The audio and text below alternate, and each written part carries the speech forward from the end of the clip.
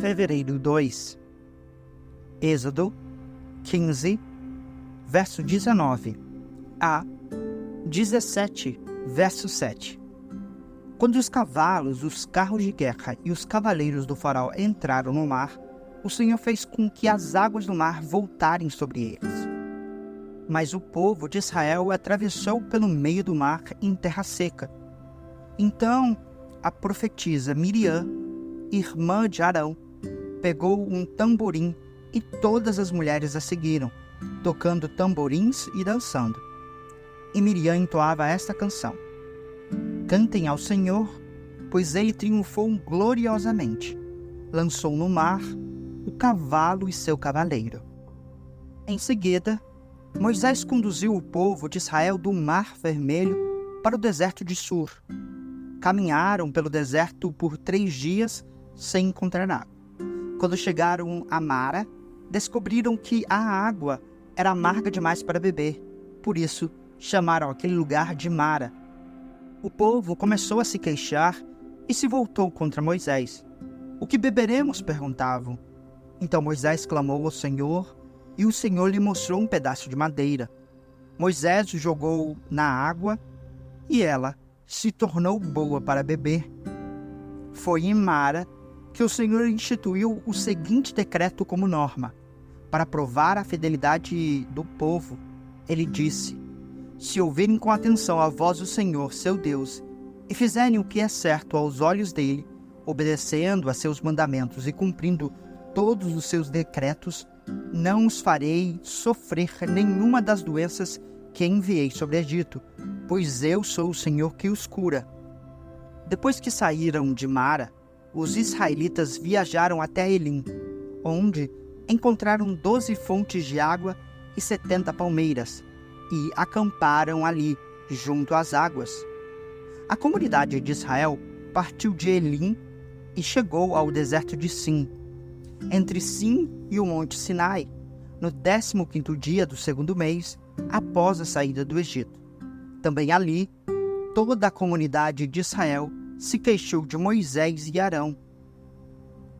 Se ao menos o Senhor tivesse nos matado no Egito, lamentavam-se. Lá, nós sentávamos em volta de panelas cheias de carne e comíamos pão à vontade. Mas agora vocês nos trouxeram a este deserto para nos matar de fome. Então o Senhor disse a Moisés: Vejam, farei chover comida do céu para vocês. Diariamente, o povo sairá e recolherá a quantidade de alimento que precisar para aquele dia. Com isso, eu os provarei para ver se seguirão ou não minhas instruções. No 6º dia, quando recolherem um alimento e o prepararem, haverá o dobro do normal. Assim, Moisés e Arão disseram a todos os israelitas: Ao entardecer, vocês saberão que foi o Senhor quem os tirou da terra do Egito. Pela manhã, verão a glória do Senhor, pois ele ouviu suas queixas, que são contra ele, e não contra nós. O que fizemos para vocês se queixarem de nós? E Moisés acrescentou: O Senhor lhes dará carne para comer à tarde, e os saciará com pão pela manhã, pois ouviu suas queixas contra ele. O que fizemos? Sim, suas queixas são contra o Senhor, e não contra nós. Em seguida, Moisés disse a Arão: Anuncie a toda a comunidade de Israel: Apresentem-se diante do Senhor, pois ele ouviu suas queixas.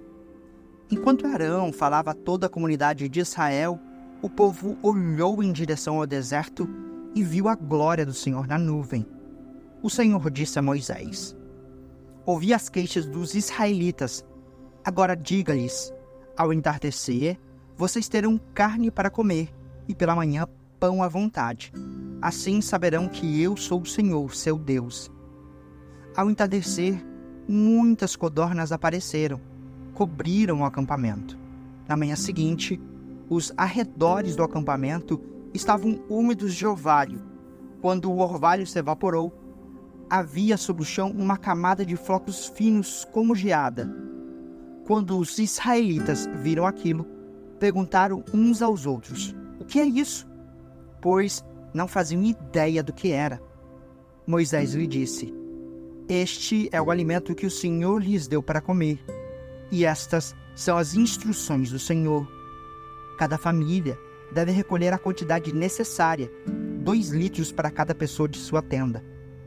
Os israelitas seguiram as instruções. Alguns recolheram mais, outros menos. Contudo, quando mediram, cada um tinha o suficiente. Não sobrou alimento para que recolherem mais, nem faltou para que recolherem menos. Cada família recolheu exatamente a quantidade necessária. Moisés lhe disse: Não guardem coisa alguma para o dia seguinte. Alguns deles, porém, não deram ouvidos e guardaram um pouco de alimento até a manhã seguinte. A essa altura, a comida estava cheia de vermes e cheirava muito mal. Moisés ficou furioso com eles. Depois disso, as famílias passaram a recolher a cada manhã a quantidade necessária de alimento. E quando o sol esquentava, os flocos que não tinham sido recolhidos derretiam e desapareciam. No 6º dia, recolheram o dobro do habitual, ou seja, 4 litros para cada pessoa. Então todos os líderes da comunidade se dirigiram a Moisés e informaram a esse respeito. Moisés lhes disse: Foi o que o Senhor ordenou. Amanhã será um dia de descanso, o sábado consagrado para o Senhor. Portanto, assem ou cozinhem hoje a quantidade que desejarem e guardem o restante para amanhã. Eles separaram uma porção para o dia seguinte, como Moisés havia ordenado. Pela manhã, a comida restante não tinha mau cheiro nem vermes. Moisés disse: Comam o alimento hoje, pois é o sábado do Senhor. Hoje não haverá alimento no chão para recolher. Durante 6 dias vocês podem recolher alimento, mas o 7º dia é o sábado, quando não haverá alimento algum no chão. Ainda assim, algumas pessoas saíram para recolher no 7º dia, mas não o encontraram. O Senhor disse a Moisés: Até quando esse povo se recusará a obedecer às minhas ordens e instruções? Entendam que o sábado é um presente do Senhor para vocês. Por isso, no 6º dia, Ele lhes dá uma porção dobrada do alimento, o suficiente para 2 dias. No sábado, cada um deve ficar onde está. Não saiam para recolher alimentos no 7º dia. No 7º dia, portanto, o povo descansou. Os israelitas chamaram aquela comida de maná. Era branco como a semente de coentro e tinha gosto de massa folhada de mel. Então Moisés disse: É isto que o Senhor ordenou. Encham uma vasilha de 2 litros com maná e preservem-no para seus descendentes. Assim, as gerações futuras poderão ver o alimento que eu lhes dei no deserto quando os libertei do Egito. Moisés disse a Arão: Pegue uma vasilha e enche-a com 2 litros de maná. Em seguida, coloque-a diante do Senhor, a fim de preservar o maná para as gerações futuras. Arão fez conforme o Senhor havia ordenado a Moisés e colocou a vasilha de maná diante das tábuas da aliança, para guardá-la. Os israelitas comeram maná durante 40 anos, até chegarem à terra onde se estabeleceriam. Comeram maná até chegarem à fronteira da terra de Canaã. A vasilha usada para medir maná continha 1 homer, que era a 10ª parte da medida padrão. Por ordem do Senhor, toda a comunidade de Israel partiu do deserto de Sim e andou de um lugar para o outro. Por fim, acamparam em Refidim, mas ali não havia água para beberem. Mais uma vez, o povo se queixou de Moisés e exigiu: Dê-nos água para beber. Moisés retrucou: Por que brigam comigo? Por que põem o Senhor à prova? Afligido pela sede, o povo continuou a se queixar de Moisés. Por que você nos tirou do Egito? Quer matar de sede a nós, nossos filhos e nossos animais? Então Moisés clamou ao Senhor: O que devo fazer com este povo? Estão a ponto de me apedrejar. O Senhor disse a Moisés: Passe à frente do povo, leve sua vara, aquela que você usou para bater nas águas do Nilo, e chame alguns líderes de Israel para acompanhá-lo. eu me colocarei diante de você sobre a rocha no Monte Sinai.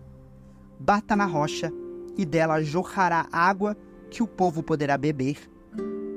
Assim, na presença dos líderes de Israel, Moisés fez conforme ordenado. Moisés chamou aquele lugar de Massá e Meribá, pois o povo de Israel discutiu com Moisés e pôs o Senhor à prova, dizendo: o Senhor está conosco ou não? Mateus 22, versos 1 a 33. Jesus lhes contou outras parábolas.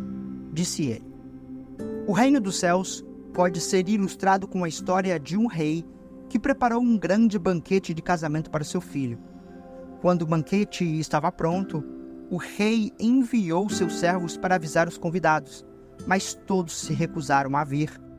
Então, ele enviou outros servos para lhes dizer: já preparei um banquete. Os bois e novilhos gordos foram abatidos, e tudo está pronto. Venham para a festa. Mas os convidados não lhes deram atenção e foram embora. Um para sua fazenda, outro para seus negócios, outros ainda agarraram os mensageiros, os insultaram e os mataram. O rei ficou furioso e enviou seu exército para destruir os assassinos e queimar a cidade deles. Disse seus servos: o banquete de casamento está pronto, e meus convidados não são dignos desta honra. Agora, saiam pelas esquinas e convidem todos que vocês encontrarem. Então, os servos trouxeram todos que encontraram, tanto os bons como os maus, e o salão do banquete se encheu de convidados. Quando o rei entrou para recebê-los, notou um homem que não estava vestido de forma apropriada para o casamento e perguntou-lhe: amigo, como é que você se apresenta sem roupa de casamento? O homem não teve o que responder. Então o rei disse: amarrem-lhe as mãos e os pés e lancem-no para fora, na escuridão, onde haverá choro e ranger de dentes. Pois muitos são chamados, mas poucos são escolhidos. Então, os fariseus se reuniram para tramar um modo de levar Jesus a dizer algo que desse motivo para o prenderem. Enviaram alguns de seus discípulos, junto com os partidários de Herodes, para se encontrarem com ele. Disseram: mestre, sabemos como o Senhor é honesto e ensina o caminho de Deus de acordo com a verdade. É imparcial e não demonstra favoritismo. Agora diga-nos, o que o Senhor pensa a respeito disso? É certo pagar imposto a César ou não? Jesus, porém, sabia de sua má intenção e disse: hipócritas, por que vocês tentam me apanhar numa armadilha? Mostrem-me a moeda usada para pagar imposto. Quando lhe deram uma moeda de prata, ele disse: de quem são a imagem e o título nela gravados? De César, responderam. Então deem a César o que pertence a César, e deem a Deus o que pertence a Deus, disse ele. Sua resposta os deixou admirados, e eles foram embora. No mesmo dia, vieram a Jesus alguns saduceus, líderes religiosos que afirmam não haver ressurreição dos mortos, e perguntaram: mestre, Moisés disse: se um homem morrer sem deixar filhos, o irmão dele deve se casar com a viúva e ter um filho, que dará continuidade ao nome do irmão. Numa família, havia 7 irmãos. O mais velho se casou e morreu sem deixar filhos, de modo que seu irmão se casou com a viúva. O segundo irmão também morreu, e o terceiro irmão se casou com ela. E assim por diante, até o 7º irmão. Por fim, a mulher também morreu.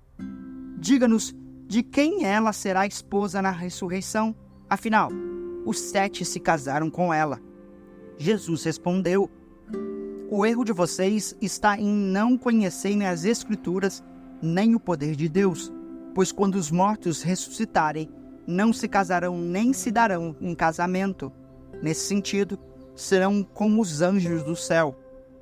Agora, Quanto à ressurreição dos mortos, vocês não leram a esse respeito nas Escrituras? Deus disse: eu sou o Deus de Abraão, o Deus de Isaque e o Deus de Jacó. Portanto, ele é o Deus dos vivos e não dos mortos. Quando as multidões o ouviram, ficaram admiradas com seu ensino. Salmos 27, versos 1 a 6. Salmo de Davi. O Senhor é minha luz e minha salvação. Então por que ter medo? O Senhor é a fortaleza de minha vida. Então por que me estremecer? Quando os maus vierem para me destruir, quando meus inimigos e adversários me atacarem, eles tropeçarão e cairão. Ainda que um exército me cerque, meu coração não temerá. Ainda que invistam contra mim, permanecerei confiante. A única coisa que peço ao Senhor, o meu maior desejo, é morar na casa do Senhor todos os dias de minha vida, para contemplar a beleza do Senhor e meditar em seu templo, pois ali me abrigará em tempos de aflição e em seu santuário me esconderá. Em segurança numa rocha alta me colocará. Então manterei a cabeça erguida acima dos inimigos que me cercam. Em seu reino oferecerei sacrifícios com gritos de alegria. Cantarei e louvarei o Senhor com música. Provérbios 6, versos 20 a 26. Meu filho, obedeça os mandamentos de seu pai e não deixe de lado as instruções de sua mãe. Guarde as palavras deles em seu coração e amarre-as em seu pescoço. Quando vocês andar, os conselhos de seu pai os guiarão. Quando dormir, eles o protegerão. Quando acordar, eles o orientarão.